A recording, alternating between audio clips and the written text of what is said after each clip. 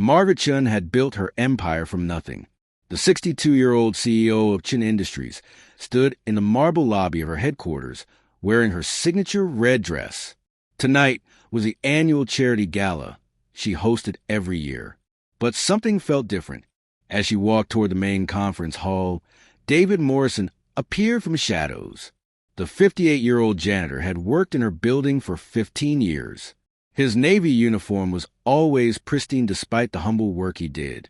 His calloused hand gently covered her mouth as he whispered urgently, "Don't go inside." Margaret's eyes widened in shock. She had never spoken more than a few words to this man. Yet here, he was stopping her from entering her own event. David slowly removed his hand and gestured for her to follow him. Against every instinct, Margaret found herself trusting something in his weathered face. They moved quietly down a side corridor. Once they were safely away, David spoke in a low voice. "Mrs. Chun, I was cleaning the ventilation ducts above the conference room an hour ago. I overheard your CFO, Richard Palmer, talking with 2 board members. They're planning to announce tonight that you're stepping down due to health concerns. It's a hostile takeover disguised as concern." Margaret felt her heart sink. Richard had been with her for 20 years. How could this be happening? David continued, his voice steady and kind. "They have forged documents claiming you've been having memory issues. They plan to present them to the board tomorrow morning. I heard them discussing how the gala would be the perfect distraction." Margaret leaned against the wall. This man who emptied trash cans and mopped floors had just saved her entire life's work. "Why are you helping me?" she asked. David smiled sadly. 20 years ago, I was a successful architect. Then my wife died suddenly and I fell apart. I lost my job, my house, everything. I was raising my daughter Emma alone and barely holding on. One day I was sitting outside this building wondering how I'd feed her. You walked past and stopped. You didn't know me, but you gave me money and told me the building was hiring. You got me an interview for the janitorial position. You saved us, Mrs. Chun. Margaret's eyes filled with tears. She barely remembered that day. I had no idea, she whispered. David nodded. Emma just finished medical school last month. She's going to be a pediatrician.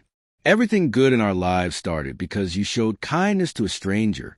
Now it's my turn. Margaret straightened her shoulders. The fear was replaced by determination. What do I do? David had already thought this through. We need to get to your private office. You have security footage access from there. We can pull the recordings of Richard's meetings over the past month. I've seen him sneaking people in after hours. Within 20 minutes, they had everything they needed. The footage showed Richard meeting with competitors, documents being falsified, money being moved. Margaret made 3 phone calls. First to her personal attorney, second to her head of security, third to the chairman of her board, who had been her mentor for 40 years. By the time the gala was ending, the truth was out. Richard Palmer and his conspirators were escorted from the building. Margaret stood at the podium and addressed the confused guests.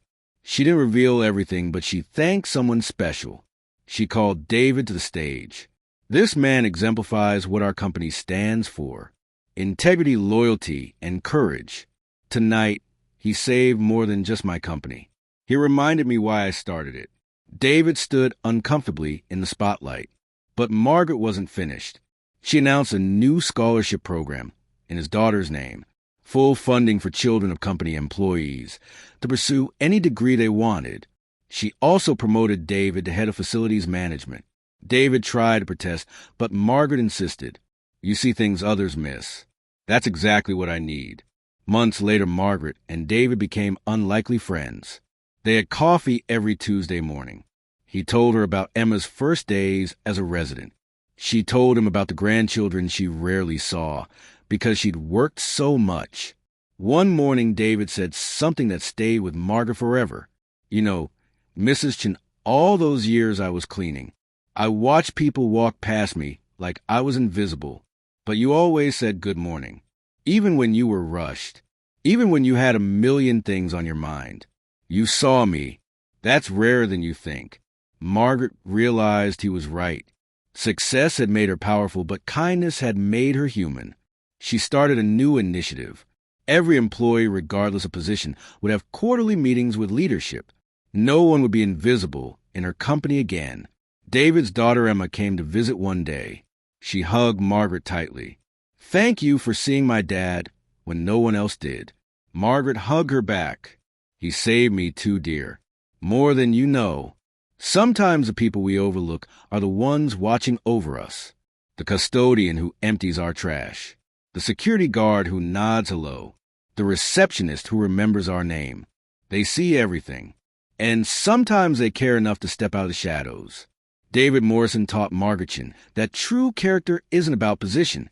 It's about integrity when no one important is watching, and having courage when it matters most. Because in the end, we're all just people trying to do right by those we love. And sometimes that means whispering a warning to someone who once showed us kindness, even if it means risking everything. If this story touched your heart, please share, and subscribe. Leave a comment telling us about a time when an unexpected person made a difference in your life. Your story might inspire someone else today.